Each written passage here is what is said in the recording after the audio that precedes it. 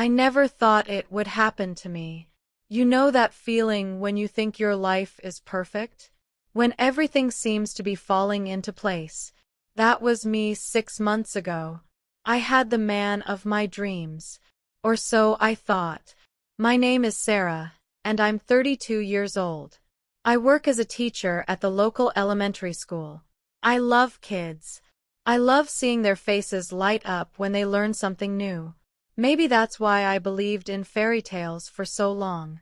Maybe that's why I believed in us. Jake and I had been together for 3 years.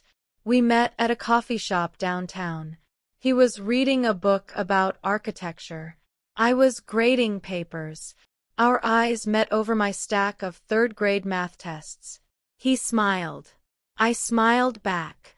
It was like something out of a movie. "Excuse me," he said, walking over to my table. "I'm sorry to bother you, but I couldn't help but notice you're a teacher." Guilty as charged. I laughed. What gave it away?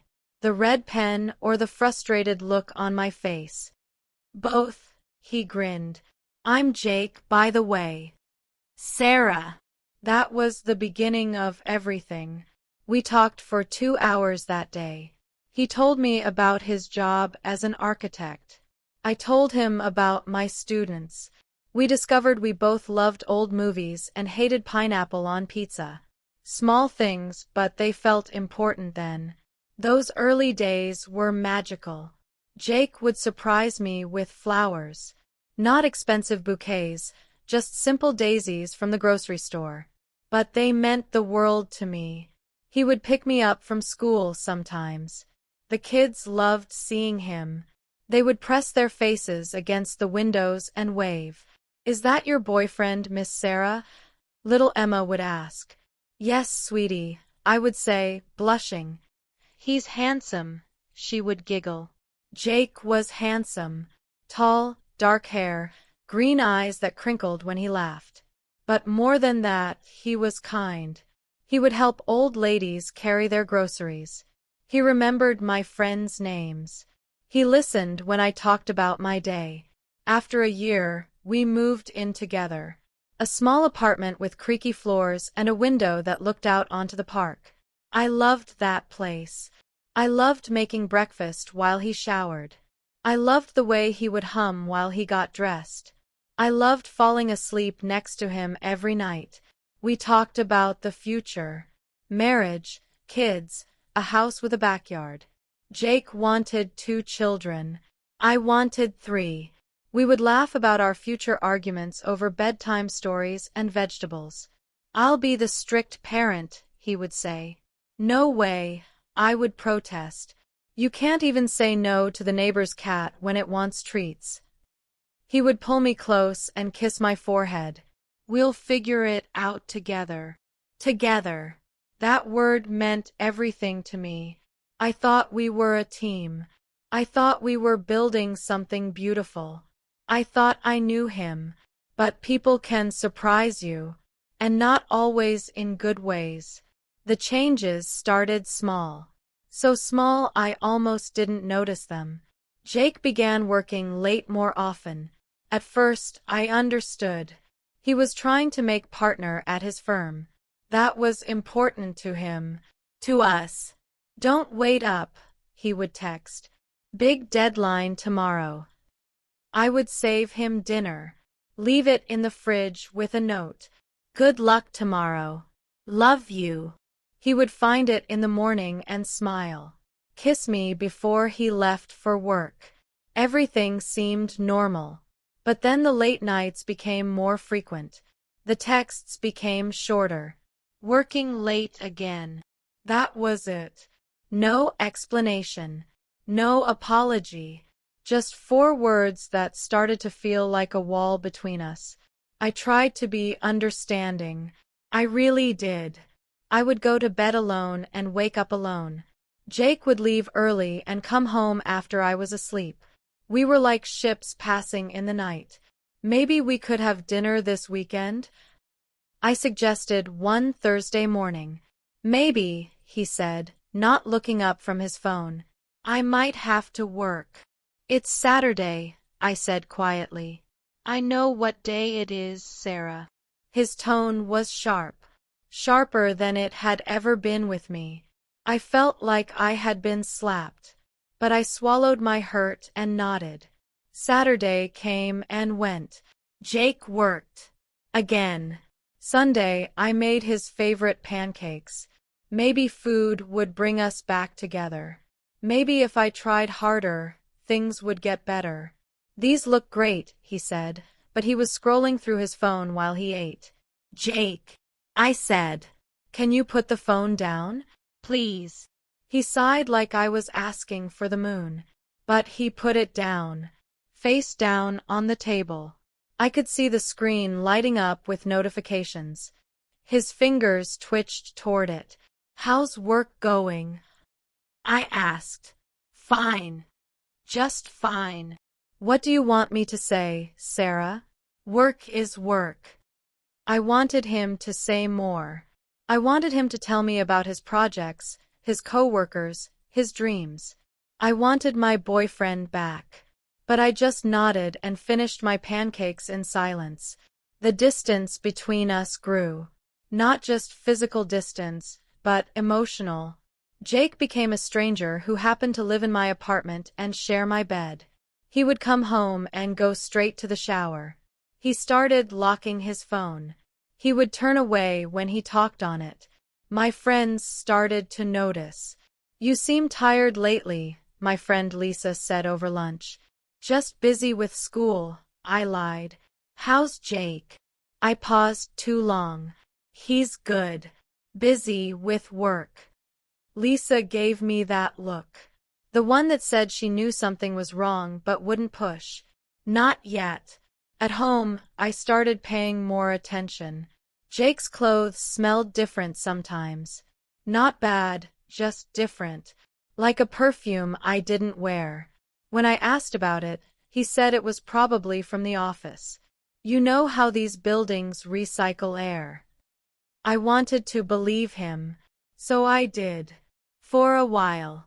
But then I found the receipt. It fell out of his jacket pocket when I was doing laundry. Dinner for two at Romano's. Our special place. The place where he had told me he loved me for the first time. The date on the receipt was last Tuesday. The night he said he was working late. My hands shook as I held the paper. There had to be an explanation. Maybe it was a business dinner. Maybe he was planning something for us. Maybe. Jake. I called when he got home. Yeah. His voice came from the bedroom. Can I ask you something? Sure. I walked into the bedroom. He was changing clothes. His back was to me. I noticed a small scratch on his shoulder. Fresh. How did you get that scratch? He turned around quickly. Too quickly. What scratch? On your shoulder. He twisted to look in the mirror. Oh, that. I must have scraped it on something at work. You know how it is with construction sites. Maybe. Another excuse. My heart felt heavy in my chest. Did you have dinner at Romano's this week? I asked quietly. The color drained from his face. For just a moment, he looked caught. Then his expression hardened. Why would you ask me that? I found a receipt. You're going through my pockets now? I was doing laundry, Jake. It fell out. We stared at each other. The silence stretched between us like a chasm. I waited for him to explain, to tell me about the business dinner or the surprise he was planning, to give me a reason to keep believing. Instead, he said, I don't like being questioned, Sarah. I'm not questioning you. I'm asking you. Same thing. No, it's not. He grabbed his phone and headed for the door. I need some air. He didn't come home that night. I didn't sleep. I lay in our bed, staring at the ceiling, listening to every sound. Every car that passed. Every footstep in the hallway. waiting for his key in the door. He came back the next morning while I was getting ready for school. His hair was messy. His clothes were wrinkled. He looked like he had slept in his car. Or somewhere else. "Where were you?" I asked. "Tom's place." Tom was his college friend. I had never liked Tom. He was the kind of guy who thought cheating was funny, who called women crazy when they got upset about things that mattered. You could have called. My phone died. Another lie. I had seen him grab his charger on the way out. We moved around each other like strangers. He showered while I made coffee. I left for work while he was still getting dressed. We didn't say goodbye. At school, I couldn't concentrate. During story time, I read the same page twice. Little Marcus raised his hand. "Miss Sarah, you already read that part." "You're right, Marcus. Thank you." The kids could sense something was wrong. Children are like that. They pick up on emotions even when adults try to hide them. They were quieter than usual, more careful with me. It broke my heart. During my lunch break, I called Lisa. "I need to talk," I said. "What's wrong?" "Can you meet me after school?" "Of course." That afternoon, I told Lisa everything. The late nights, the distance, the receipt, the scratch. She listened without interrupting. When I finished, she was quiet for a long time. "What do you think I should do?" I asked. "What does your gut tell you?" "That he's cheating." "Then he probably is." Hearing someone else say it made it real. Until that moment, part of me had hoped I was being paranoid, jealous, crazy like Tom would say. But what if I'm wrong? I whispered. Then you have a conversation and clear the air. "But Sarah." Lisa reached across the table and took my hand. "Trust your instincts. Women always know." That night, I tried to talk to Jake again. He was on the couch, watching TV. "Can we talk?" I asked. "About what?" "About us. About what's happening." He muted the TV but didn't look at me. "Nothing's happening." "Jake, we barely speak anymore. You're never home. When you are here, you're somewhere else in your head. Work is stressful right now." "This isn't about work." "Everything's about work, Sarah. That's how the real world works." His words stung. Like I wasn't part of the real world. Like teaching children wasn't a real job. "I know about Romano's," I said. His jaw tightened. "What about it?" "You had dinner there Tuesday night. You told me you were working." "It was a work dinner." "With who?" "A client." "What client?" "You don't know them. Try me." He stood up abruptly. "I don't have to explain myself to you, Sarah. Actually, you do. We live together. We're supposed to be partners." "Partners." He laughed, but it wasn't a happy sound. "You want to know about partners? Partners trust each other. They don't go through each other's things. They don't interrogate each other. I found one receipt, Jake, and I asked you about it. That's not interrogation." "It feels like it." I felt tears burning behind my eyes. "What happened to us?"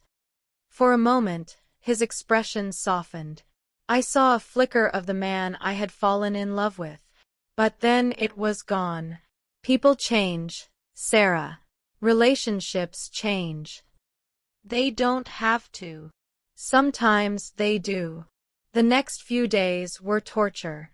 Jake barely spoke to me. He would come home, eat dinner in silence, and disappear into the bedroom. I started staying late at school, grading papers I had already graded, cleaning classrooms that were already clean, anything to avoid going home to the silence. But I couldn't avoid it forever. Friday evening came like a storm I could see approaching but couldn't escape. I had stayed at school until 6, helping prepare decorations for the upcoming spring festival. My students had drawn pictures of flowers and butterflies. Their innocent artwork reminded me of simpler times, when love felt pure and uncomplicated. When I believed in forever. I drove home slowly, taking the long way through downtown. Past the coffee shop where Jake and I first met. Past Romano's, where we had shared so many anniversaries.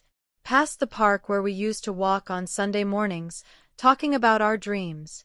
Everything looked the same, but it all felt different now.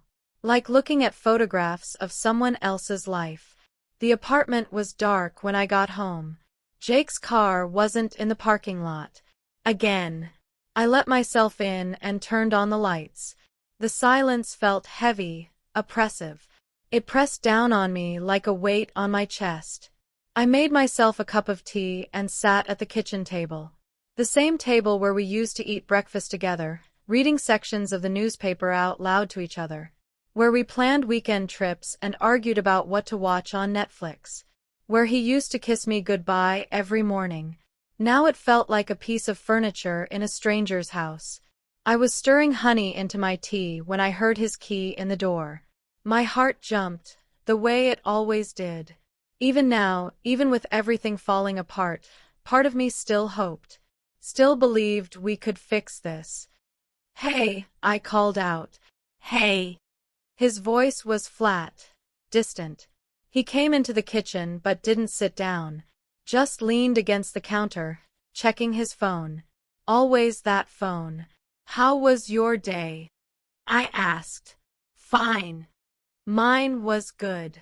"We're planning the spring festival at school. The kids are so excited." He wasn't listening. He was typing something on his phone, his fingers moving quickly across the screen. A small smile played at the corners of his mouth. The same smile he used to give me when I texted him during the day. Something cold settled in my stomach. "Who are you texting?" I asked, trying to keep my voice casual. "Work stuff." "At 8 o'clock on Friday night?" He looked up, irritation flashing in his eyes. "Sarah, please. Not tonight." "Not tonight what?" "I can't ask who you're texting." "You can ask. But I don't have to answer." The coldness in my stomach spread to my chest. When did we become people who don't answer each other's questions? He put his phone down and ran his hands through his hair. For a moment, I thought he might actually talk to me. Really talk to me the way we used to. But then he picked up his phone again. "I'm tired," he said. "I'm going to bed." It was only 8:30. Jake never went to bed before 10. But I watched him walk away, his phone clutched in his hand like a lifeline to somewhere else. I sat at the table for another hour, drinking cold tea and listening to him move around the bedroom. The shower running, drawers opening and closing, the creak of the bed as he got in. When I finally went to bed, he was pretending to be asleep. But I could tell from his breathing that he wasn't. We lay there in the dark, both pretending, both knowing the other was pretending too. I woke up at 3 in the morning. Jake was sitting on the edge of the bed, his back to me, typing on his phone. The screen cast a blue glow across his face. He was smiling. "Jake," I whispered. He jumped, nearly dropping the phone. "You scared me." "Sorry. Couldn't sleep." "What are you doing?" "Nothing. Just checking emails." "At 3 in the morning?" "Couldn't sleep either." But he wasn't checking emails. I had seen enough of his work emails to know what they looked like. This was different. Personal. Intimate. He put the phone away and lay back down, but he was tense. I could feel it in every line of his body. "Jake," I whispered into the darkness. "What? Are you happy?" The silence stretched so long I thought he had fallen asleep. Then he said, "What kind of question is that?" "An honest one." "I'm fine, Sarah." "That's not what I asked." Another silence. Then, so quietly I almost didn't hear it, "No, I'm not happy." My heart broke and mended and broke again in the space of those 5 words. At least it was honest. At least it was real. "Why?" I asked. "I don't know. Is it me?" "Sarah, please. Can we not do this now?" "When then? When can we do this? We never talk anymore. We never touch. We're like roommates who happen to share a bed. Maybe that's all we are now." The words hit me like physical blows. I felt tears sliding down my cheeks in the dark. "Is that what you want?" I asked. He didn't answer, but his silence was answer enough. The next morning, he was gone before I woke up. His phone charger was missing from the bedside table. Some of his clothes were gone from the closet. Not all of them, but enough to tell me he was planning to stay away for a while. I called him 6 times. He didn't answer. I texted him, "We need to talk." No response. I spent Saturday cleaning the apartment, not because it was dirty, but because I needed something to do with my hands. Something to focus on besides the growing certainty that my relationship was ending and I didn't even know why. Sunday morning, he came back. But he wasn't alone. I was in the kitchen making coffee when I heard voices in the hallway. Jake's voice, and another one. A woman's voice, soft and musical. They were talking quietly, intimately, the way lovers talk. My hands froze on the coffee pot. This couldn't be happening. Not here. Not in our home. The key turned in the lock. I heard Jake say, "Just wait here for a second." He appeared in the kitchen doorway. His face was pale, his eyes wide. He looked like a man caught in headlights. "Sarah, I didn't expect you to be awake." "It's 10 in the morning," I said quietly. "Right. I came to get some things." "Who's with you?" The color drained completely from his face. "What do you mean?" I heard voices. "Jake, there's someone in the hallway." He opened his mouth, then closed it. No words came out. That's when she appeared behind him. She was beautiful in a way that made my chest ache. Long blonde hair, perfect skin, bright blue eyes. She was younger than me, maybe 25. She was wearing Jake's jacket over her dress. The dress was wrinkled, like she had slept in it. "Oh," she said, her hand flying to her mouth. "You must be Sarah." I stared at her, at them, at the way they stood together, like they belonged together. The way Jake used to stand with me. "And you are?"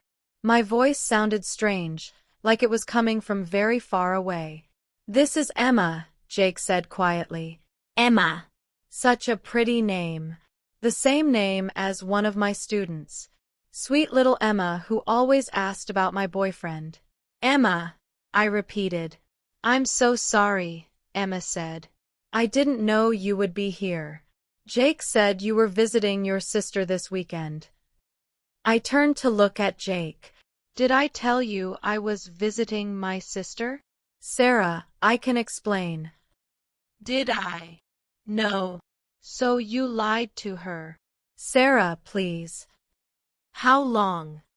I asked. Jake's eyes darted to Emma, then back to me. "How long what?" "Don't." My voice was sharper than I had ever heard it. "Don't you dare play dumb with me right now." "How long have you been seeing her?" Emma stepped forward. "Sarah, I'm really sorry. I didn't know about you at first. Jake said he was single." I felt something crack inside my chest. "When did you find out about me?" 2 months ago. 2 months. They had been together for at least 2 months. and she had known about me for 2 of those months, which meant Jake had been lying to both of us. And you stayed anyway? I asked Emma. Her cheeks flushed pink. He said your relationship was over, that you were just living together until the lease was up. I turned to Jake. Is that what you told her? Sarah. Is it? Our relationship has been over for months. You know that. I didn't know that. I thought we were going through a rough patch. I thought we were going to work through it. Some things can't be worked through. Some things, like what? Like trust, like communication, like love. Sarah, please don't make this harder than it has to be. Harder than it has to be? I laughed, but it wasn't a happy sound. My boyfriend of 3 years is standing in my kitchen with another woman, wearing the same clothes he had on yesterday, and you're telling me not to make it hard. Emma looked uncomfortable. Maybe I should wait in the car. No, I said. Stay. I think you should hear this too. Emma glanced at Jake, who nodded reluctantly. How did you meet? I asked them. Sarah, what's the point of this? How did you meet? Jake sighed. At a work function. When? 3 months ago. 3 months. Right around the time he started working late.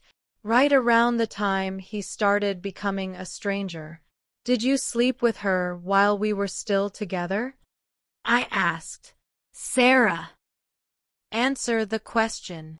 Emma was staring at the floor. Her face was bright red. Yes, Jake said finally. The word hit me like a physical blow. I had known somewhere deep down, but hearing it said out loud was different. It made it real. It made it final. In our bed. No, never in our bed. How generous of you. Sarah, I never meant for this to happen. But it did happen. It's been happening for months. Yes. I looked at Emma. Did you know he was living with someone? Not at first. But you found out. Yes. And you didn't care? Her eyes filled with tears. I fell in love with him. So did I said quietly. 3 years ago. The silence in the kitchen was deafening. We all stood there, 3 people whose lives had become impossibly tangled. 3 people who had hurt each other in ways that couldn't be undone. I think you should both leave, I said finally. Jake nodded. I'll come back for my things later. No. Emma can wait in the car. You get your things now. Sarah. Now, Jake. I want you out of here now. He left the kitchen and went to the bedroom. I could hear him opening drawers, stuffing things into bags. Emma and I stood in awkward silence. For what it's worth, Emma said quietly, I really am sorry. I looked at her, really looked at her. She was young and beautiful and in love with my boyfriend. She was also a person who had made choices. Bad choices, maybe, but her choices to make. Are you happy? I asked her. She seemed surprised by the question. What? With him. Are you happy? Yes. I think so. Then I hope it works out for you. She stared at me. Really? Really? But if he'll cheat with you, he'll cheat on you. Her face went white. Jake came back into the kitchen carrying 2 suitcases. I got everything I need for now. I nodded. What about the lease? I'll keep paying my half until we figure something out. Okay. We stood there for another moment. 3 years of love and laughter and dreams, and this was how it ended. In a kitchen that smelled like coffee, with a stranger watching, and nothing left to say. Sarah, Jake said. I'm sorry. I really am. I know. I loved you. I want you to know that. I loved you too. And then they were gone. I heard the door close behind them, heard their footsteps in the hallway, heard a car engine start and fade away. I was alone. The first few days were the hardest. I called in sick to work, which I had never done before. I couldn't face the children's innocent questions about where Jake was. I couldn't pretend everything was fine when everything was broken. I cried until I had no tears left. I threw away the groceries I had bought for dinners we would never eat together. I took down the pictures of us from the walls. I packed his remaining clothes into boxes and left them by the door. Lisa came over with ice cream and tissues and didn't say, "I told you so," even though she had every right to. "What do you need?" she asked. "I don't know. I don't know how to do this." "One day at a time," she said. "That's all any of us can do." My sister called from across the country. Mom had told her what happened. "Do you want me to come out there?" she asked. "No. I need to figure this out on my own." "Okay. But I'm here if you change your mind." My parents called too. Dad was furious. "I never liked that boy," he said. "Mom was more practical. Do you need money? Do you need help with the rent?" I told them I was fine, even though I wasn't. But maybe saying it would make it true eventually. Slowly, day by day, I started to rebuild. I rearranged the furniture so the apartment looked different. I bought new sheets for the bed. I hung up my own pictures, ones that didn't have Jake in them. I went back to work after a week. The kids were happy to see me. "Miss Sarah, you look sad," little Emma said. "I am a little sad, sweetie. But I'm getting better." "Did you and your boyfriend break up?" Out of the mouths of babes. "Yes, we did." "I'm sorry. Breakups are hard." My mom cried for a week when she broke up with her boyfriend. "It's okay to cry when you're sad," I told her. "Are you going to be okay?" "Yes, Emma. I'm going to be okay."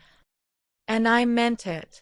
For the first time since that awful Sunday morning, I actually meant it. Weeks passed. Then months. Jake texted me a few times, but I didn't respond. He picked up his boxes when I was at work. I came home to find my key on the counter and a note that said, "Thank you for everything. I hope you find happiness." I threw the note away. Emma reached out once, through social media. She wanted to apologize again. I didn't respond to her either. There was nothing left to say. I started doing things I had forgotten I enjoyed. I took a pottery class.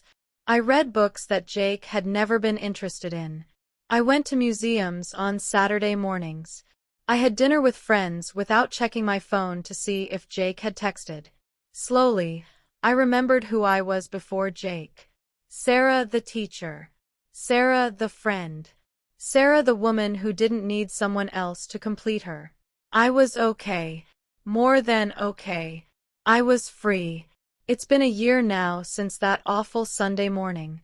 A year since my world fell apart and I had to rebuild it from scratch. Some days were harder than others. Some days I missed him so much I could barely breathe. But those days became fewer and farther between. I learned things about myself I hadn't known before.